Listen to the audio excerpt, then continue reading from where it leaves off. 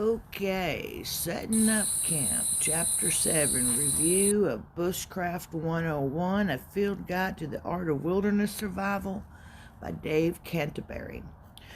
You know, one of the most important things you're going to come across if you're out in the bush or camping or, bushcrafting or just living in the wild is finding a good place to camp.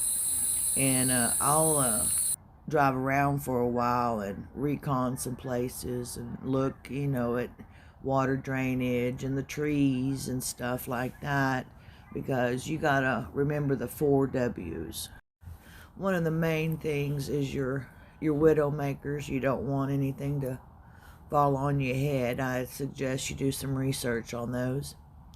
But one of the main themes so far of this book is fire and hygiene. You want to keep your feet taken care of, most importantly. And any cuts or scrapes, things like that. And then I usually dig a latrine for what I need. I've used tarps before to cover the top of my fire when it was raining, to try and keep it going and stuff, which you can't keep a fire going in pouring down rain. But my campsites and stuff, they're usually pretty extravagant. I'll be at them for a couple weeks to a month at a time, and I usually keep my opening to my tent covered. I've got a couple different types of tents. I've got a 2-man tent that you see here, and it's really nice. It's small. It's really lightweight. I think it weighs maybe like 2 pounds, 3 pounds max, so I can carry it on my pack. I always put a tarp up underneath my tents to protect the bottoms of them, and especially if there's any rain or bugs and stuff. But like I said, one of the main important themes of this book is learning how to make fire and keep a fire going. Just remember that you want to not deplete your local resources, on your wood and stuff. But there's all kinds of ways to make fire and build a fire. I find that the bird's nest is really cool. Dried twigs and grasses, and like I said, I keep some lint in my jacket and stuff at most all times. But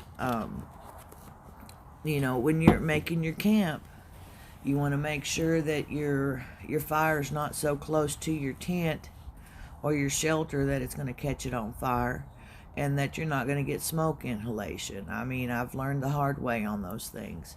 To stay warm, you want coals. Coals are a lifesaver. Now, the fire is nice, but the coals is what really keeps you warm. And you can get creative. Now, you don't really want to burn anything green because it's going to smoke. And the more smoke there is, that comes with issues of its own. Now, pine trees, you don't want to cook with pine. Now, you can get your fire started and get you some coals going and stuff, but those pine resins, they do give off toxic fumes, so you got to be careful with that, and they do burn quickly. There's all kinds of little neat tricks in this book. I really enjoy it. This is one of the longest chapters, actually, in Dave Canterbury's Bushcraft 101 series. But like I said, the bed of coals is what's important.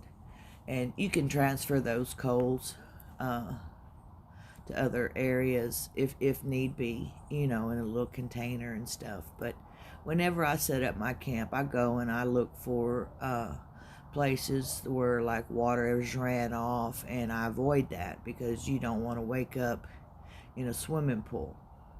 Now, these long fires, I call it banking the fire. And what you do is, you push up a nice sized log or fallen tree up against it, and it'll burn all night long. And stuff. And then when it's raining, you can put more wood on there, and it'll help it and stuff. But it's a trial and error thing. So getting out there and doing some of your own experience will be good.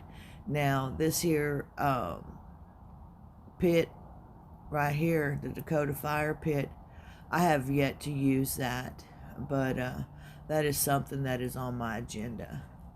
There's just all kinds of ways to set up tents and shelter and things like that. And you can even set up a shelter with just a poncho. You just need something to keep you out the weather. So thanks for watching. Please comment and leave any tips.